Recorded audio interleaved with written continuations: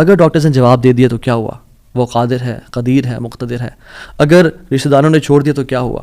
اگر رشتہ نہیں ہو رہا تو کیا ہوا؟ اگر کاروباری لوگ جو ہیں انہوں نے آپ کو دھتکار دیا اور سائڈ پہ کر دیا تو کیا ہوا؟ His doors are still open. وہ مسبب الاسباب ہے. اللہ رب العالمین وہی ہیں جو یوسف کے دور میں تھے، جو ابراہیم کے دور میں تھے، جو موسیٰ کے دور میں تھے، جو عیسیٰ علیہ السلام کے دور میں تھے. اللہ رب العالمین وہی ہیں اور وہ ہر چیز کو بدل سکتے ہیں، وہ ہر بند دروازہ کھول سکتے ہیں. مقتدر کا مطلب تو سبحان اللہ یہ ہوتا ہے کہ اس میں نا قدیر کی بھی بلاغت ہے، یعنی جو ہر چیز پر مکمل مکمل مکمل قدرت رکھتا ہے. آپ لے لیں مثالیں، یوسف علیہ السلام کی ایگزامپل دیکھ لیں.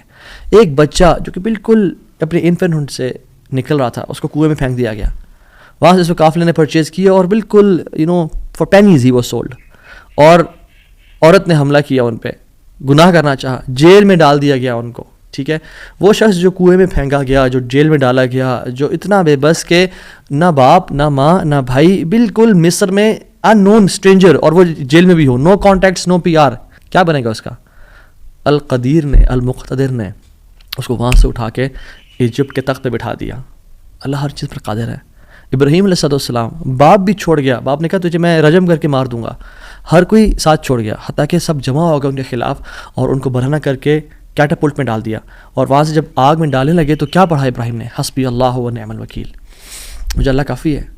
اور کیا ہی وہ نعم الوکیل، کیا بہترین دوست ہے، کیا بہترین کارساز ہے وہ. اور اللہ تعالیٰ نے وہ کس طرح کا قادر ہے، وہ کس طرح قدیر اور مقتدر ہے کہ اس نے ہواؤں کی ڈائریکشن کو نہیں پھیرا، نہ ہی اس نے سمندروں کے رخ کو بدلا، نہ ہی اس نے کوئی پرندے بھیجے جو کہ اس پانی کو، اس آگ کو ٹھنڈا کر دیں پانی پھینک پھینک کے، نہیں، بلکہ ڈائریکٹ اس آگ کو کہا جس کی صفت ہے جلانا. قلنا یا نار کونی بردن وسلام علی ابراہیم، ہم نے کہا اے نار، اے آگ ٹھنڈی ہو جا اور سلامتی کا باعث بن جا ابراہیم کے لیے. کچھ روایات میں تو یہ بھی آتا ہے کہ ان کی صحت کے بھی کچھ اچھا کلام ہے کہ ابراہیم علیہ السلام سے پوچھا گیا کہ سب سے بہترین مومنٹس آپ کی زندگی میں کون سے تھے؟ تو ابراہیم علیہ السلام نے کہا کہ جب میں آگ میں تھا، کہ اللہ تعالیٰ نے اس کو حکم دیا تھا کہ ٹھنڈی ہو جا، اور اتنی ٹھنڈی نہ ہونا کہ ابراہیم کو تکلیف پہنچائے، سلامتی والی بن جانا. تو those were the best moments that I spend in my life. اور وہ کس طرح سے ٹھنڈی ہوئی کہ صرف ابراہیم کے لیے ٹھنڈی ہوئی، لیکن جو رسیاں ابراہیم علیہ السلام کے ہاتھ پہ بندھی ہوئی تھی ان کے لیے ٹھنڈی نہیں ہوئی. اس رسیوں کو جلا دیا مگر ابراہیم علیہ السلام کے بال تک کو بھی نہیں جلایا. اور جب ابراہیم اس آگ سے نکلے تو ان کا جو باپ تھا آزر، وہ دیکھ رہا تھا اور کہتا ہے نعم رب ربک یا ابراہیم، کیا رب ہے تیرا ابراہیم. یعنی ایک کافر کو ایک مشرک کو تو یقین آ گیا کہ کیا رب ہے ابراہیم کا. ہم نے 50-60 سال زندگی گزار لی لائف کے، کچھ نے مجھ جیسے نے تو 20-30 سال گزارے زندگی کے. ہمیں ابھی تک رب کی قدرت پہ یقین نہیں آیا، ہمیں ابھی تک آنیسٹلی اللہ تعالیٰ کے مکمل قادر ہونے پہ یقین نہیں آیا. تیسرے پارے میں ایک شخص کا ذکر آتا ہے قرآن میں کہ ایک شخص گزر رہا تھا اور ایک قریہ سے، ایک بستی سے گزرا، ولیج تھا، اور وہ بالکل یعنی آپ سمجھ لیں رونز تھا، وہ بالکل کھنڈرات بن چکا تھا. تو ان کے ذہن میں ایسی خیال آیا، who will raise them up؟ کون کھڑا کرے گا انہیں دوبارہ؟ ابن کثیر اور باقی لکھتے ہیں کہ وہ عزیر علیہ السلام تھے. خیر نیورتھلیس اللہ تعالیٰ نے ان کو موت دے دی، اور موت دینے کے بعد جب اٹھایا تو کہا کہ کتنا عرصہ تم پڑے رہے ہو اس جگہ پہ؟ تو کہا کہ دن کا کچھ حصہ. اللہ تعالیٰ نے کہا کہ تم 100 سال مردہ رہے ہو یہاں پہ. اور ان کا جو حمار تھا، جو گدھا تھا، وہ پیرش ہو گیا، اس کو یعنی کھا کے کیڑے مکوڑے، مٹی نے اس کو ڈیکمپوز کر دیا. لیکن جو ان کا کھانا تھا، اللہ اکبر کیسا قادر ہے اللہ تعالیٰ. فانظر الی طعامک وشرابک لم یتسنہ، اپنے کھانے کو دیکھو اور اپنے پینے کو دیکھو، اس کو کسی نے چھوا بھی نہیں ہے. کھانا ہم باہر سے آرڈر کرتے ہیں، کچھ کھا لیں تو فریج میں نہ رکھیں، اور ایک دن گزر جائے تو وہ باسی ہو جاتا ہے، خراب ہو جاتا ہے. ایک دن کھانا برداشت نہیں کر سکتا، لیکن 100 years گزر گئے، کھانے کو کسی نے چھوا بھی نہیں. اور جو حمار تھا، جو گدھا تھا ان کا، وہ بالکل پیرش کر گیا اور ڈیکمپوز ہو گیا. اور عزیر علیہ السلام کے نظروں کے سامنے اللہ نے اس کو دوبارہ کھڑا کر دیا. کیا کہتے ہیں سب دیکھ کے، اللہ کی قدرت کے مناظر دیکھ کے، جب اللہ کی کامل قدرت دیکھی اور اتھارٹی اوور تھنگس دیکھی تو کیا کہا؟ قلنا اعلم ان اللہ علی کل شیء قدیر. قال اعلم ان اللہ علی کل شیء قدیر، میں جان گیا ہوں کہ اللہ تعالیٰ ہر چیز پر قادر ہے. واللہ العظیم میرے بھائی اور بہنوں، اس سینٹینس میں نا بڑا مزہ ہے، بڑی لذت ہے، بڑا نشہ ہے. اگر انسان جان لینا کہ میرا رب ہر چیز پر قادر ہے تو خدا کی قسم ہماری پریشانیاں، ٹینشنز، انزائٹی سب ختم ہو جائے گی. تو آپ نے گھبرانا نہیں ہے انشاءاللہ، ٹھیک ہے.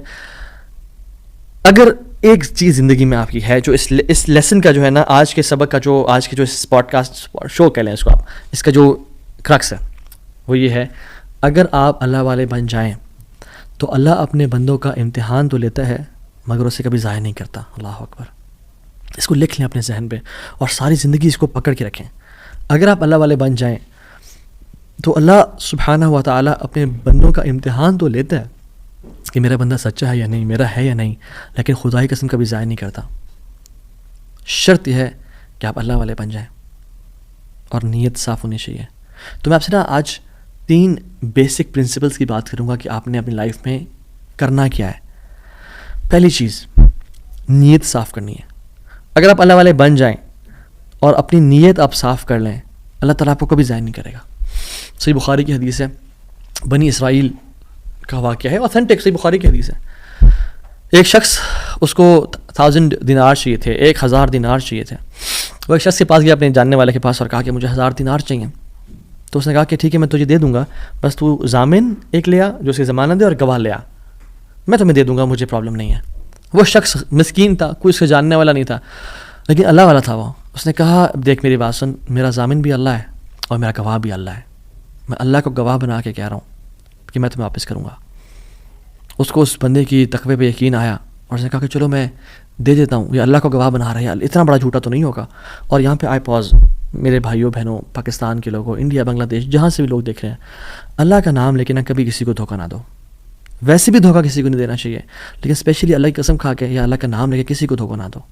یاد رکھیں جو اللہ کا نام لے کے سچ بولتا ہے نا, اللہ تعالیٰ اس کی غیبی خزانوں سے مدد کرتا ہے, اور جو اللہ کا نام لے کے دھوکہ دیتا ہے لوگوں کو, اللہ اس کو تباہ و برباد کر دیتا ہے. تو اس شخص نے کیا کیا, اس نے کہا کہ میرا ضامن بھی اللہ ہے, میرا گواہ بھی اللہ ہے. تو اس نے دے دیا, اس نے میں تجھے اللہ کے اس نام پہ تجھ پہ میں ٹرسٹ کرتا ہوں. یہ شخص پیسے لے کے اس نے کاروبار کرنا تھا, یہ چلا گیا. یہ جب کشتی پہ بیٹھا, سوار ہوا, دوسری طرف اترا, اپنا کام شام کیا, واپس آیا. جو دن اور جو مقرر وقت آیا ہوا تھا, جب وہ کشتی پہ آیا واپس, ایک سمندر کے پار یہ شخص تھا, تو جو لاسٹ کشتی تھی وہ نکل گئی. یہ سر پکڑ کے بیٹھ گیا کہ میں نے تو آج وعدہ کیا تھا اور اللہ کو ضمانت دار بنایا تھا,